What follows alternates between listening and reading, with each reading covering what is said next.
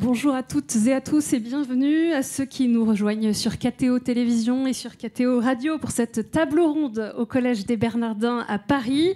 Une table ronde qui vient clore une journée de colloque à l'occasion du 25e anniversaire de la Faculté Notre-Dame et du 40e anniversaire du Séminaire de Paris.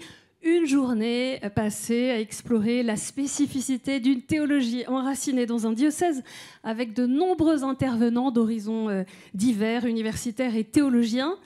Et la question à laquelle nous allons essayer de répondre maintenant, Paris, une capitale de la théologie, point d'interrogation, c'est le sujet de notre table ronde. Et pour y répondre, j'ai autour de moi les responsables des 3 facultés de théologie parisienne, Anne-Sophie Vivier-Mouréchane pour le Théologicum de l'Institut catholique de Paris. Bonjour. Le père Erwan Choty pour les facultés Loyola Paris. Bonjour père. Et le père Jean-Baptiste Arnaud pour la faculté Notre-Dame. Bonjour. Alors, pourquoi faire de la théologie dans une faculté? Vous qui êtes ici, évidemment, vous avez déjà en partie répondu à cette question, mais tous ceux qui nous rejoignent se posent peut-être cette question. Pourquoi faire de la théologie dans une faculté et pas tout seul, chez soi, tranquillement? Pourquoi venir étudier la théologie à Paris, en venant parfois d'autres diocèses, d'autres régions, d'autres pays, et pourquoi pas d'autres continents? Quelles sont les spécificités de ces 3 facultés de théologie, les points communs, les complémentarités, mais aussi les défis à relever ensemble? On va essayer de voir ça dans cette table ronde. Et je voudrais commencer par vous entendre, c'est tout simple, hein, chacun, à tour de rôle, nous présenter en quelques minutes la particularité de votre faculté de théologie. J'ai en face de moi, là, dans ce grand auditorium du Collège des Bernardins, des professionnels de la théologie, mais ceux qui nous regardent le sont peut-être un petit peu moins que vous. Je voudrais commencer avec vous, Anne-Sophie Vivier-Mouréchane. Vous enseignez la théologie dogmatique. Vous êtes doyenne depuis 2 ans du Théologicum, la faculté de théologie et de sciences religieuses de l'Institut catholique de Paris. Quelles sont les propositions spécifiques de la catho et comment ont-elles évolué? Alors, pour ce qui est de la particularité de notre faculté, elle est bien sûr façonnée d'abord par son histoire. Donc, pour le dire très vite, c'est une histoire qui commence en 1878, donc à une époque où les sciences historiques et l'exégèse critique étaient en plein développement. Et c'est sûr que ça a marqué d'emblée cette identité, puisque le doyen de l'époque et les doyens successifs ont toujours essayé de tenir cette ligne de crête entre une fidélité à la tradition, à l'orthodoxie, et en même temps un plein respect de la liberté de la recherche, un respect aussi des sciences profanes dans leur autonomie, sciences avec lesquelles il fallait bien sûr entrer en dialogue. Et cette ligne de crête a été, je crois, d'une grande fécondité, puisque notre faculté a été, avec d'autres lieux, bien sûr, quand même l'un des berceaux des grands renouveaux qui ont irrigué le Concile Vatican II. Je pense au renouveau biblique, patristique, liturgique.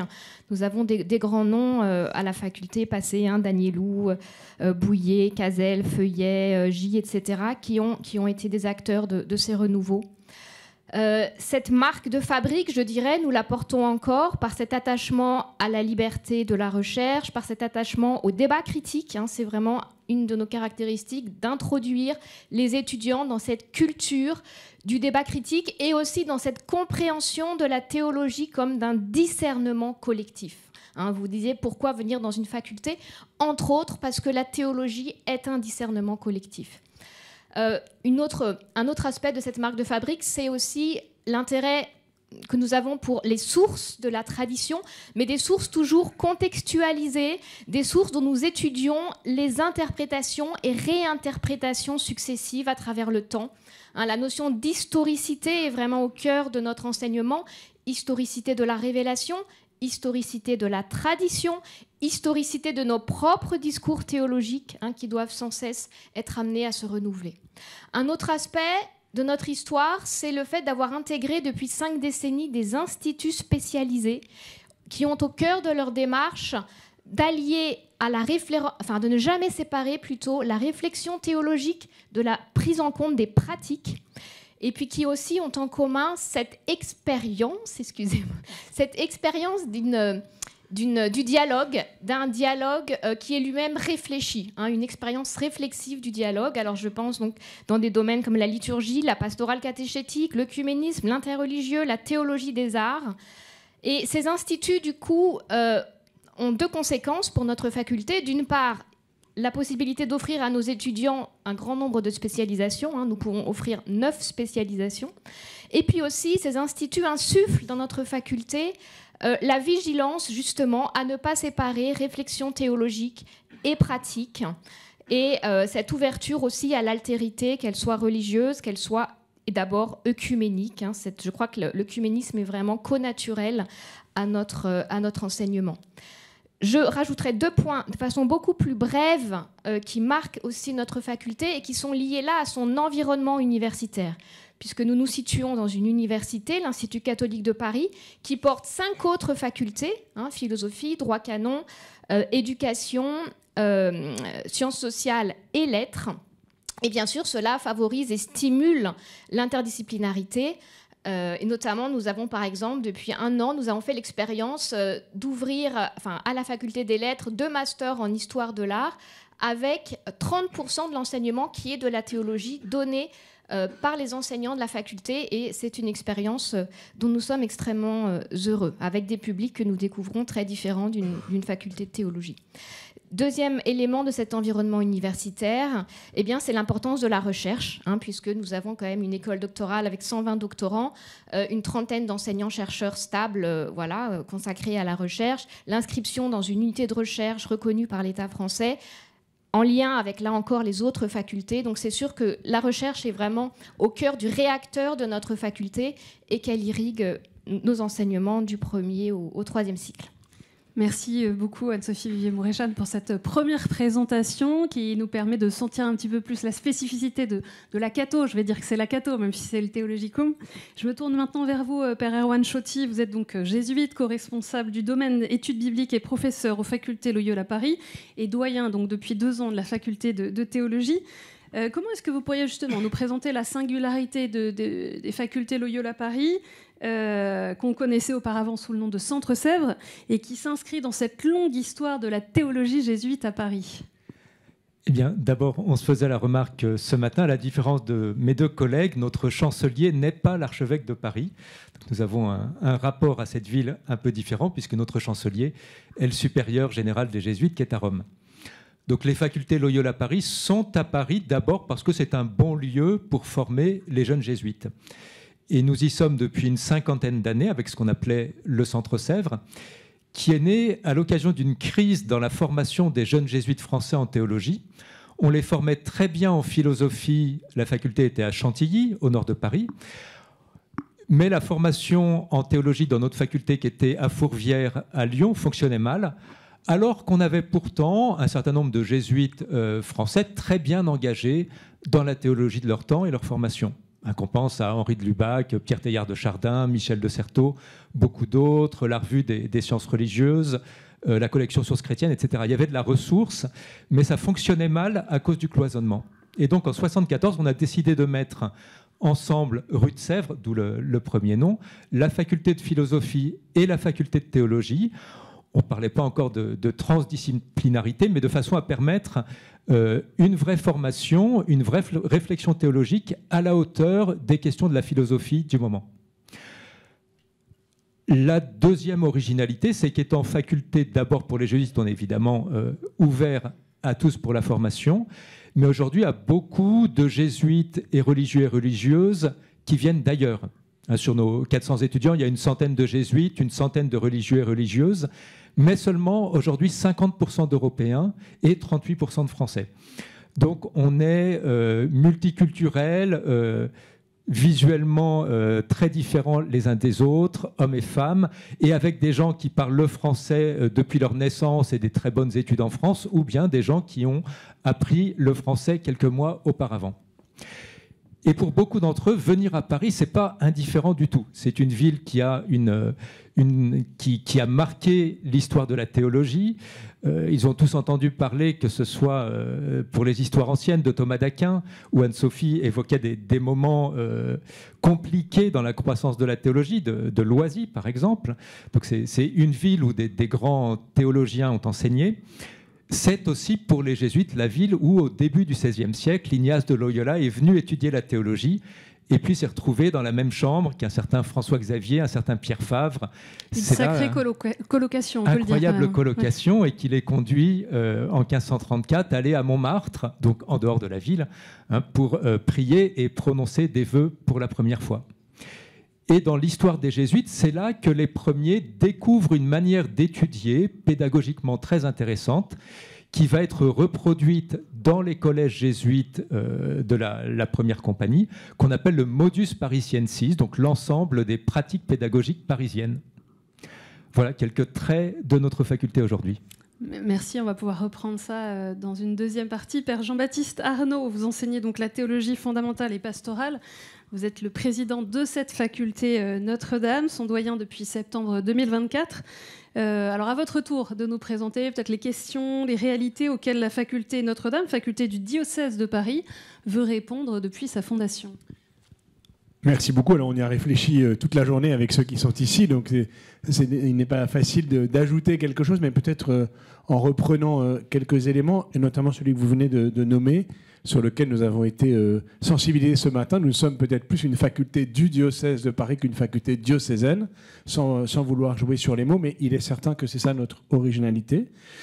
Contrairement aux deux institutions voisines, nous sommes une faculté très, très jeune, très récente, encore plus que les facultés Loyola, puisque nous avons été fondés il y a 25 ans. En réalité, il faudrait dire il y a 40 ans, en tant que studium du séminaire de Paris, qui avait été, donc, lequel séminaire a été fondé en 1985 par le cardinal Jean-Marie Lustiger, dont l'auditorium dans lequel nous nous trouvons porte le nom, et qui a imprimé, on a beaucoup évoqué aujourd'hui, qui a imprimé non seulement une vision théologique, mais aussi une vision pastorale à cette faculté. C'est sans doute une caractéristique fondamentale, qui est une autre forme de ligne de crête, que je reprends volontiers ce terme pour nous, une ligne de crête d'être à la fois pour les enseignants et pour les étudiants sur cette ligne de crête entre la théologie et la pastorale, non pas pour faire un peu des deux d'une manière qui ne serait pas satisfaisante, mais au contraire pour essayer de s'y investir pleinement.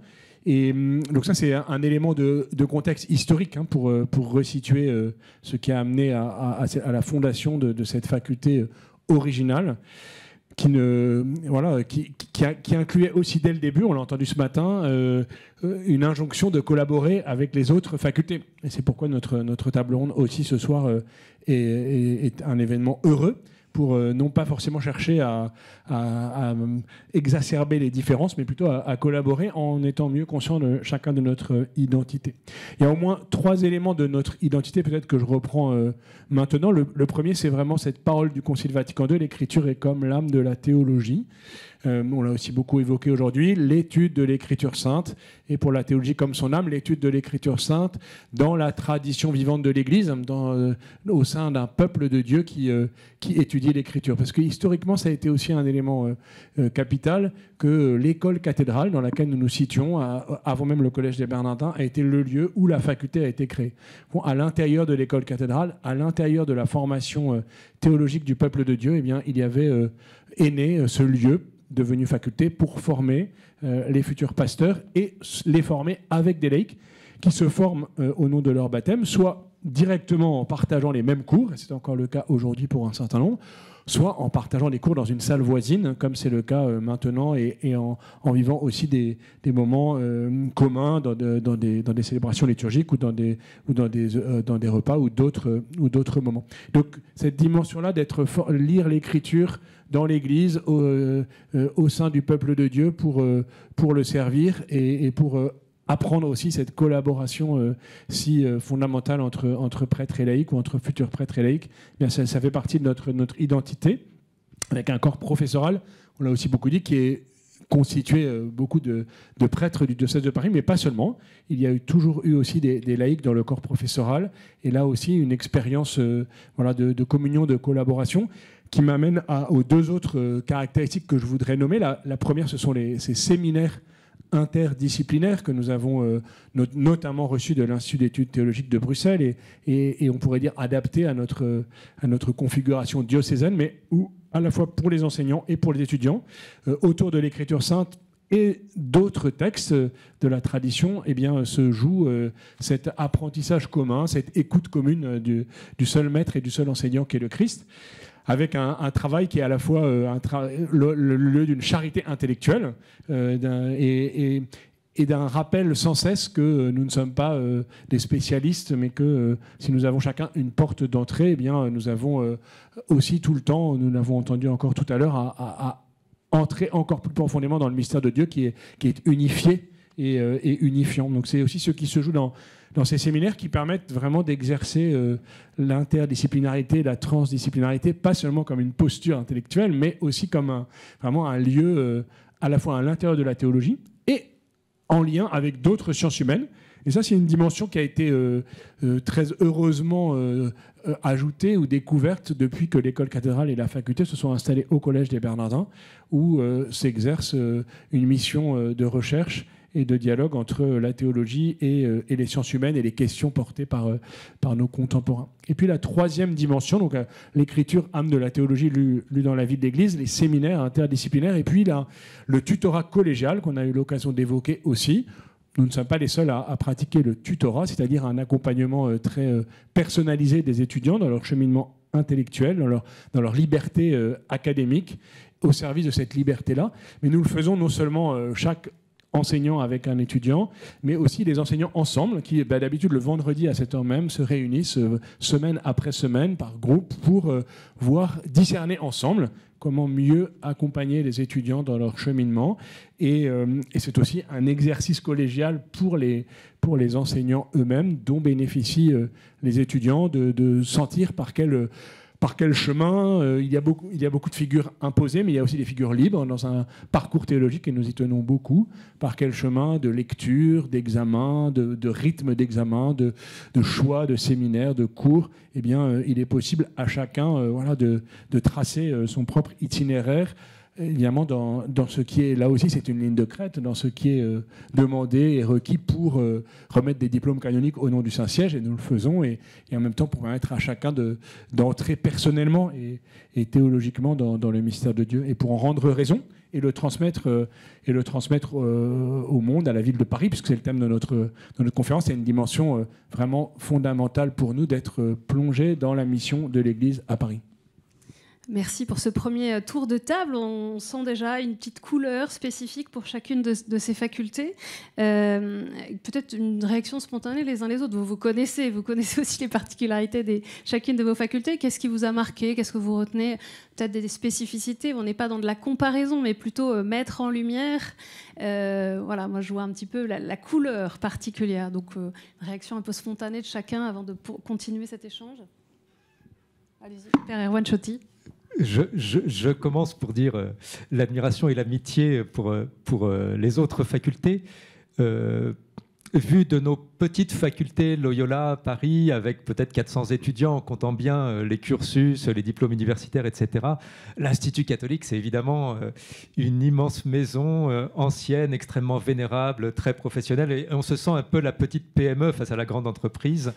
Et pour moi qui travaille l'exégèse biblique, c'est en plus le lieu de cette magnifique bibliothèque, la BOSEB, l'œcuménique des sciences exégétiques et bibliques, où tous les biblistes, au moins de France, aiment aller travailler et sont très jaloux de ceux qui ne sont pas parisiens. Donc c'est un lieu extrêmement prestigieux, ancien, et où parfois nous sommes pas malheureux d'être une petite PME où tout le monde se connaît et où les choses sont parfois plus simples. Et puis on l'a entendu, alors les auditeurs, les spectateurs le savent peut-être pas, mais on l'a entendu aujourd'hui, il y a cette histoire de cette maison du Collège des Bernardins, de la faculté Notre-Dame, qui, pour un jésuite français, a l'impression de fréquenter ses cousins,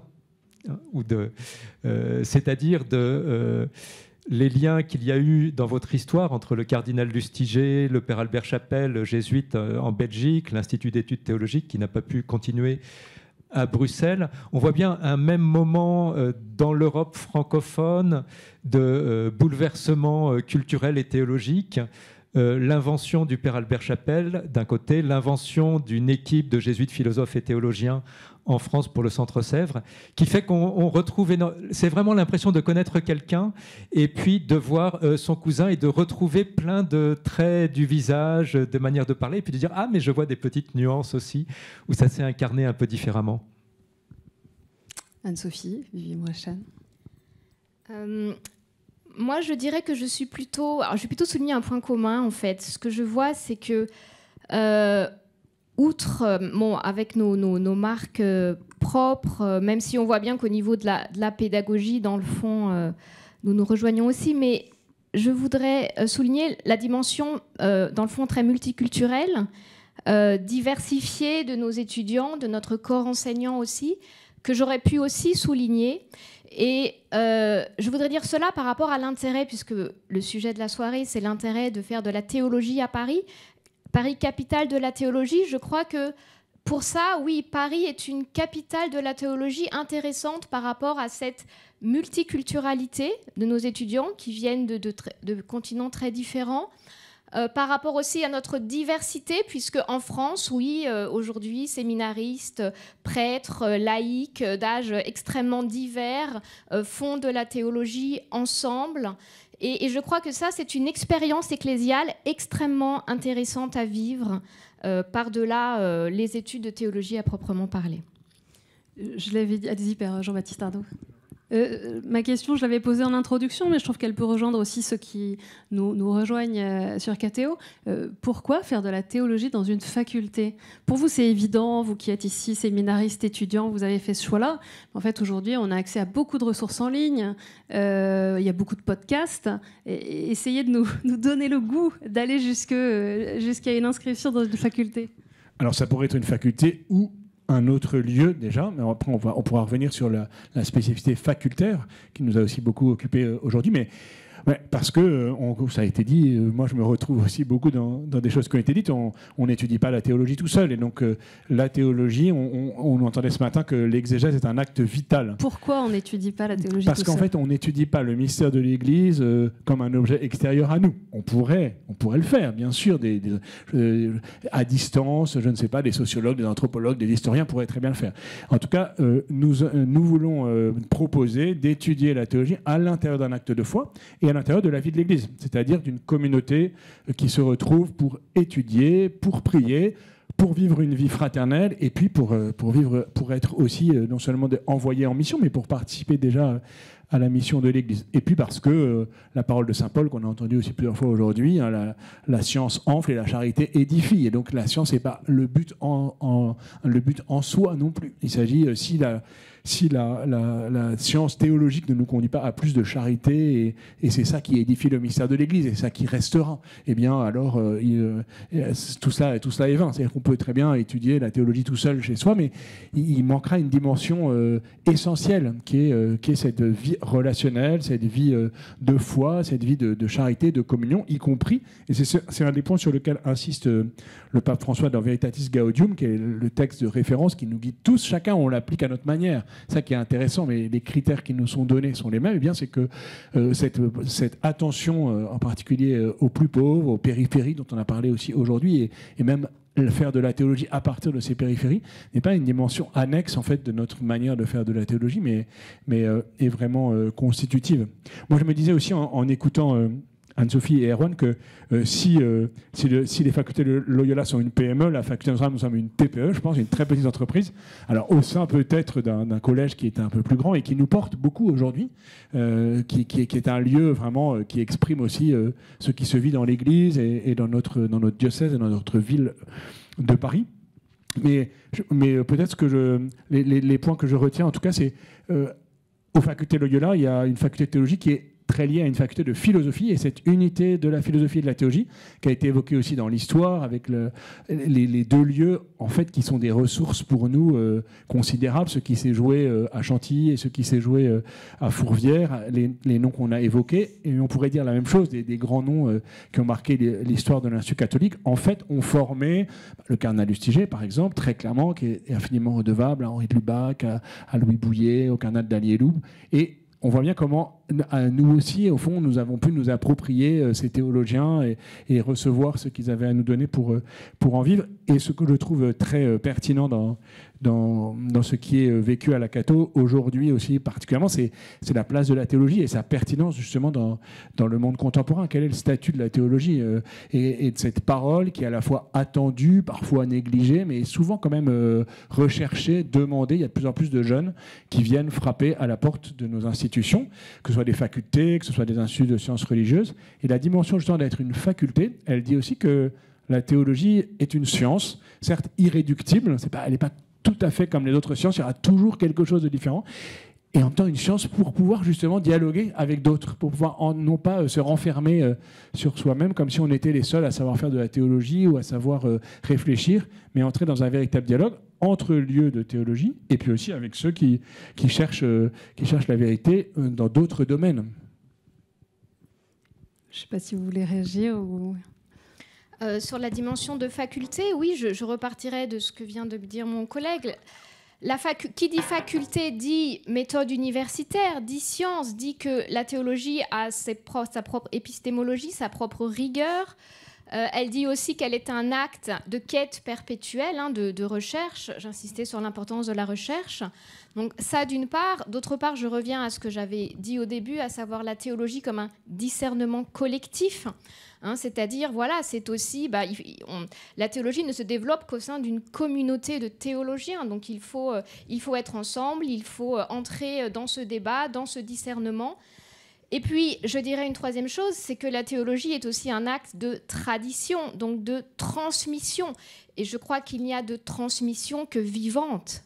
Je crois que la transmission passe par le dialogue, par l'écoute, par comprendre le contexte aussi. Je reviens aussi à l'idée de contextualisation. On l'entendait beaucoup, oui, dans votre présentation. Oui, voilà. Et donc, on ne peut transmettre... cette tradition que si on connaît le contexte de celui à qui on s'adresse, que si celui qui reçoit cette tradition aussi connaît le contexte de celui qui lui parle, c'est toute la limite de l'enseignement à distance. Il en faut, puisque voilà, il faut pouvoir rejoindre chacun, mais cet enseignement a ses limites. Justement, comme on parle de contexte, on est ici à Paris. La spécificité de ces trois facultés, c'est qu'elles sont aussi presque dans un mouchoir de poche, c'est-à-dire qu'on est au centre du beau Paris. C'est quand même des lieux qui sont magnifiques dans des quartiers superbes. Est-ce que ça a une influence sur la façon, c'est le cœur de notre table ronde, de travailler, de réfléchir, de prier la théologie, d'être dans ces lieux-là ou pas? Ça pose un problème pratique, c'est que l'immobilier coûte trop cher et qu'on manque d'espace et qu'on n'a pas les moyens de s'étendre. C'est la première réponse que je ferai. Je voulais juste dire une chose sur la question précédente. Pourquoi étudier la théologie dans nos facultés? Juste une petite histoire. Quand j'étais étudiant à Rome à l'Institut biblique, qui est aussi une faculté, il y avait un étudiant qui avait étudié préalablement en dehors d'une faculté, donc dans un institut convenable, mais qui n'était pas une faculté avec la méthode universitaire. Et il a dit, mais ici c'est formidable, je suis dans une faculté, ça veut dire qu'après un cours, je peux aller voir le prof et lui dire, mais pourquoi est-ce que vous dites ça? D'où ça vient? Et le prof sait en rendre compte. Voilà. Donc on n'est pas dans une faculté de théologie simplement à apprendre des discours sur la foi et puis à constater que d'autres en parlent autrement, mais on est avec des gens qui sont là, qui sont capables et qui veulent former les étudiants à cela, rendre compte de comment leur discours sur Dieu est construit, sur quoi il s'appuie, et qu'on puisse en débattre et s'en assurer ainsi.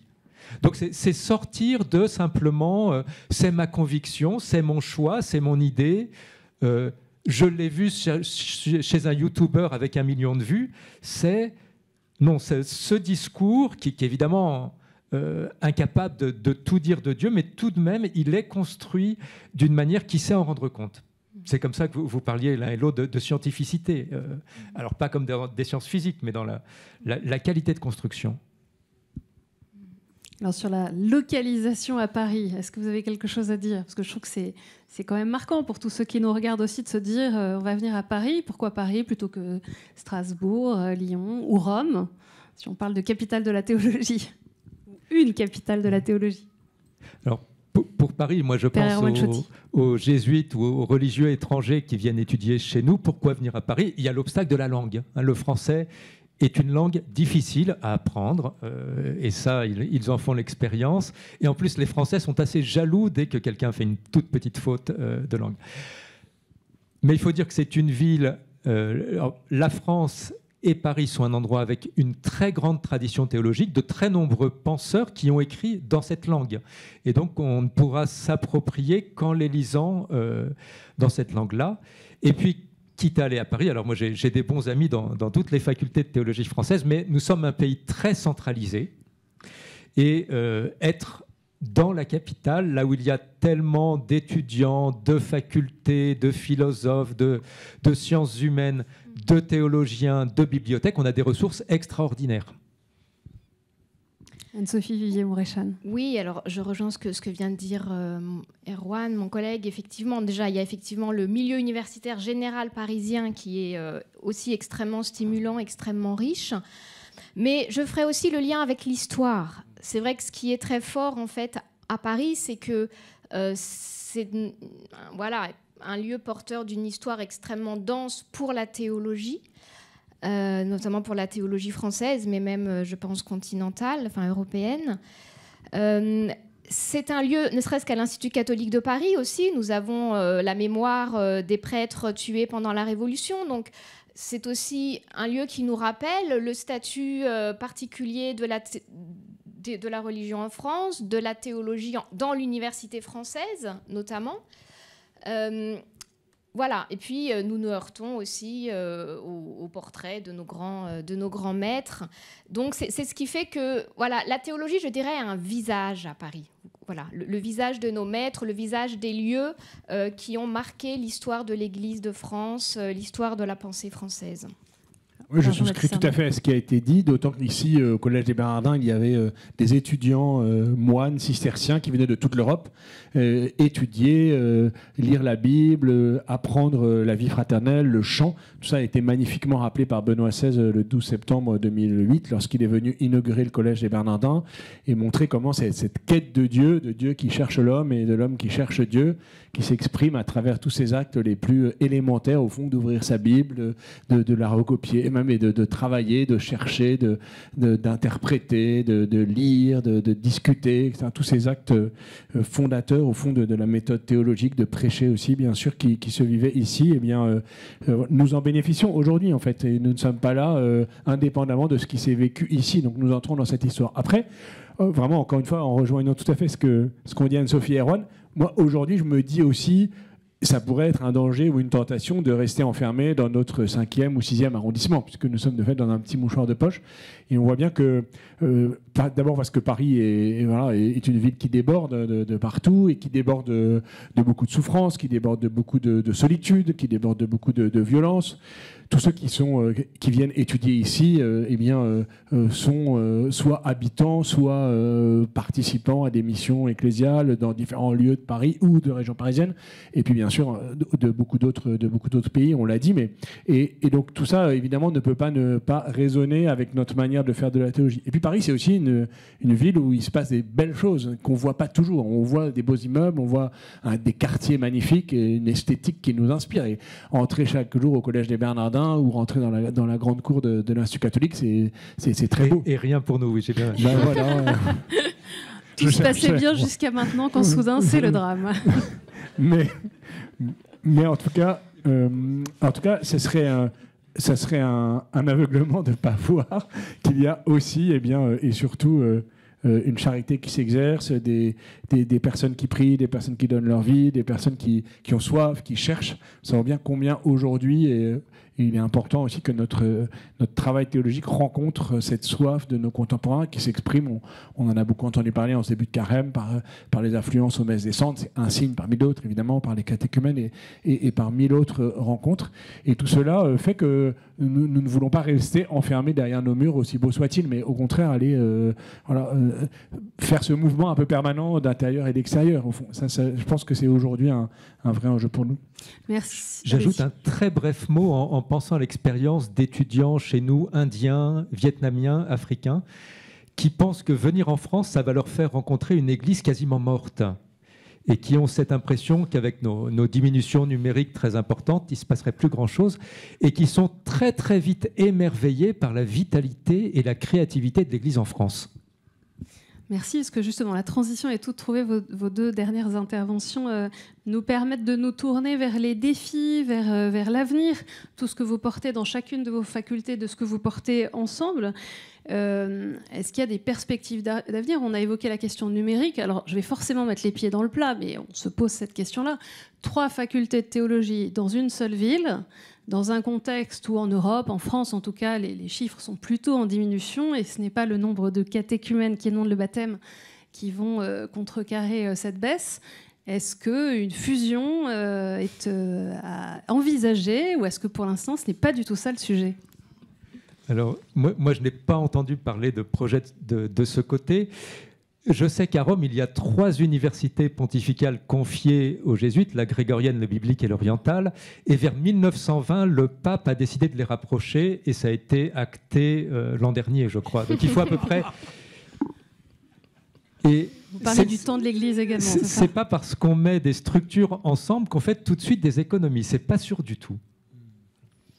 Anne-Sophie Vivier-Maréchal. Alors, vous avez touché du doigt un réel défi. C'est sûr qu'en termes de ressources humaines, alors c'est pas seulement le fait qu'effectivement le nombre d'étudiants s'effrite du fait de l'effritement. Et peut-être le nombre de professeurs aussi. Voilà, de l'Église catholique, mais c'est aussi les ressources humaines en termes d'enseignants. Ça devient un peu un défi et parfois on se dit, oui, pourquoi maintenir ces 3 lieux alors que nous nous épuisons dans nos enseignements. Mais je voudrais quand même souligner aussi que l'existence de 3 facultés crée aussi un lieu extrêmement riche parce que ça permet des collaborations en fait. Et du coup, ça permet une stimulation des collaborations, des complémentarités. Nous les avons soulignées au début. Nous avons créé avec les facultés Loyola un DU éthique et soins. Et je crois que chacune de nos institutions apporte quelque chose de spécifique à ce DU. Et donc voilà, je crois qu'il faut aussi voir l'aspect positif. Nous formons une sorte d'écosystème qui est extrêmement intéressant. Du côté des Bernardins, on sait bien qu'il y a cet intérêt pour le judaïsme, pour les relations judéo-chrétiennes, qui est aussi une vraie richesse. Et qui, voilà, l'an prochain, nous allons organiser ensemble une soirée avec les facultés Loyola sur le dialogue judéo-chrétien, avec l'anniversaire de Nostra Aetate. Il y a aussi toute cette recherche autour de l'art que vous vivez au Bernardin, que nous vivons aussi avec notre Institut de théologie des arts. Et là aussi, des collaborations sont toujours intéressantes à mettre en place. Donc voilà, il y a aussi cette dimension écosystème qui est une richesse, mais ne soyons pas aveugles non plus sur la difficulté de nos ressources. L'unité n'est pas l'uniformité, ça c'est sûr, donc on le vit vraiment entre nous. Moi, découvrant ma mission depuis 6 mois maintenant, je suis vraiment heureux de voir combien la collaboration très concrète entre nous 3 et avec aussi les autres facultés de théologie en France prend une place réelle et consistante dans notre emploi du temps, dans nos projets, etc. Qu'il y a des conventions qui sont signées entre les différentes institutions, qu'on peut suivre, faciliter le fait de suivre un cours chez les uns chez les autres, d'utiliser évidemment les ressources de bibliothèque et encore d'autres exemples. Tout ça pourrait encore se développer certainement, mais je crois vraiment que, en tout cas, l'anniversaire que nous vivons, les facultés Loyola ont fêté leurs 50 ans il n'y a pas longtemps, l'Institut catholique fêtera ses 150 ans bientôt aussi. En fait, tout ça aussi nous aide à mieux prendre conscience de notre identité propre et en même temps de la nécessité de collaborer et nous le faisons vraiment avec joie. Ce qu'on entendait ce matin à propos des relations aussi entre juifs et chrétiens, qu'il n'y a pas de connaissances théoriques s'il n'y a pas de connaissances relationnelles. Et donc, en fait, on vit aussi ça, je trouve, entre nous. Après, vraiment, il me semble aussi qu'un des enjeux, c'est de mieux prendre conscience que cette formation, si elle est destinée à former des futurs prêtres, ça n'est pas exclusif. Et donc, il y a aussi vraiment tout l'enjeu de la formation des laïcs en théologie, comme étudiants, comme enseignants, des moyens qu'on veut mettre, de l'accueil qu'on leur réserve, de l'investissement que ça représente pour un diocèse, pour une institution comme chacune de nos institutions. Ça me paraît vraiment un élément important. Et ce n'est pas seulement parce qu'il y aurait moins de prêtres qu'il faudrait qu'il y ait plus de laïcs. En fait, c'est une occasion particulière, de même que de redécouvrir l'importance de nos collaborations, de redécouvrir aussi que nous faisons la théologie au nom de notre baptême et que il est important que certains s'y forment davantage, qu'ils soient futurs prêtres ou laïcs, pour entraîner tout le peuple de Dieu dans ce chemin aussi de connaissance et d'entrer dans le mystère de Dieu et dans la manière d'y répondre. Hein. Dans les chantiers communs, justement, les problématiques actuelles auxquelles vous répondez, chacun dans vos facultés, évidemment, il y a cette place des laïcs. Donc j'aime bien ce que vous venez de dire, Père Jean-Baptiste Ernaud, pas seulement parce qu'il y aurait moins de prêtres, mais parce que c'est la dignité même du baptisé de pouvoir être formé, rendre compte de sa foi, articuler foi et raison. Comment est intégrée à la fois la formation des laïcs, mais également la dimension synodale dans chacune de vos facultés ? Je peux dire que pour la formation des laïcs, nous avons des laïcs qui suivent les parcours canoniques entiers et qui obtiennent des diplômes donc reconnus par l'Église. Il faut bien dire qu'ils ne sont pas très nombreux. Et qu'on a, et ça c'est une difficulté sans doute pour notre Église, d'immenses difficultés à imaginer comment un laïc peut suivre une formation en théologie qui soit diplômante, professionnalisante, et qui lui permette de vivre professionnellement de ce travail. On a à la fois pendant les études et après. Pendant les études et après. Alors on a toujours quelques exceptions dont on est extrêmement heureux, mais on voit bien par rapport à tous les moyens qu'on a mis pour former des séminaristes et des jeunes religieux, on a construit d'immenses séminaires dans toutes les villes, on a mis plein de professeurs et de moyens pendant des siècles. Il y a là quelque chose à inventer. Ce qui se passe aussi, c'est que ça nous oblige à mettre de plus en plus en place des cursus courts, des formations où chaque personne va pouvoir prendre une série de cours, faire quelques travaux écrits, sans aller jusqu'à un diplôme canonique, mais pour répondre à ses questionnements, élargir sa formation, même si c'est dans un parcours moins encyclopédique qu'un premier cycle. Sans diplôme canonique forcément ou universitaire reconnu par l'État. Anne-Sophie Vimrechet. Alors, moi, je peux dire que la formation des laïcs est en fait un enjeu majeur pour notre faculté depuis longtemps, puisque au lendemain du Concile, en fait, le Concile du Concile Vatican II ayant encouragé précisément la formation des baptisés, s'est créé ce que l'on appelle encore aujourd'hui le cycle soir ou cycle C, qui est un parcours en soirée.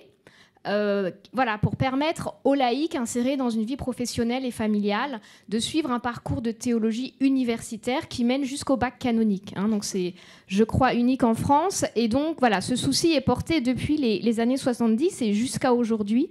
Nous considérons ce cycle soir comme l'un des joyaux, je dirais, de la faculté. En tout cas, pour nous, il y a vraiment un enjeu majeur. Ceci dit, depuis cette époque, comme pour vous, nous voyons des laïcs rejoindre aussi les bancs du cycle jour, du bac canonique, des licences canoniques, voire des doctorats.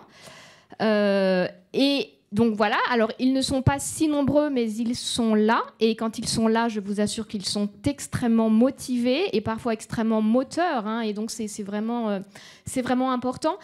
Mais aussi pour pouvoir ouvrir nos formations à des gens qui ne peuvent pas faire l'ensemble du parcours canonique, toujours ce problème de temps et de ressources, nous avons aussi ouvert beaucoup de diplômes propres. Donc des diplômes d'université qui demandent juste d'avoir le baccalauréat et qui permettent, avec parfois des parcours diocésains préalables quand même pour avoir un bagage minimal en théologie, ça dépend des spécialités, mais pour permettre ensuite de les introduire, par exemple, dans une réflexion sur la liturgie, dans une réflexion sur l'œcuménisme, dans une réflexion sur l'interreligieux, dans une réflexion sur l'art. Et là, pour le coup, ce sont des diplômes complets qui suivent tous les prérequis d'un cursus universitaire qui permet aussi à ces laïcs de se former. Et de se former sur les mêmes bancs que ceux qui se forment au cursus canonique, puisque certains des cours sont communs. À la faculté de Notre-Dame. Les problématiques sont à la fois assez proches, et parce qu'on voit bien que c'est pas si simple pour un laïc de s'investir pendant 5 ans pour le baccalauréat canonique, puis la licence encore 2 ou 3 ans, puis le doctorat, etc. Mais pourtant, certains le font d'une manière admirable et c'est vraiment vital pour notre faculté. Mais ce que je dirais, c'est au Collège des Bernardins, évidemment, le fait que nous soyons au sein de l'école cathédrale, aujourd'hui, on constate que ce soit en présentiel ou en distanciel, qu'il n'y a jamais eu autant de demandes pour suivre des cours de théologie donnés, y compris par des professeurs de la faculté. Le corps professoral, il est assez unifié, même si tous les professeurs de la faculté n'enseignent pas à l'école cathédrale, mais c'est un corps professoral qui est quand même assez homogène de ce point de vue-là. En tout cas, ce sont les mêmes personnes qui enseignent à la fois à des étudiants dans la faculté canonique et à des étudiants qui viennent demander à suivre un cours, 2 cours, 3 cours. Parfois, ça peut durer des années. Et puis il y a aussi l'Institut supérieur de sciences religieuses, qui est une belle porte d'entrée pour beaucoup de jeunes, particulièrement cette année, en vue de la rentrée 2025. Il y a une nette croissance de demandes, et plus jeunes, en tout cas de plus en plus jeunes, c'est-à-dire au sortir du baccalauréat ou d'un premier temps d'études, eh bien, de se former en théologie pour avoir une licence en 3 ans qui soit reconnue à la fois par le Saint-Siège et par le gouvernement français, et qui permet ensuite éventuellement de poursuivre à la faculté. C'est le cas d'un certain nombre, il pourrait y en avoir encore peut-être davantage, mais en tout cas, et puis il y a un certain nombre de cours qui sont communs à l'ISSR et à la faculté, c'est-à-dire qu'on s'inscrit dans un tissu qui n'est pas simplement en silo où chacun fait de la théologie de son côté. C'est vrai des professeurs, mais c'est vrai aussi des étudiants. Et donc, et il est certain aujourd'hui, alors je sais, ça participe sans doute aussi à la manière dont le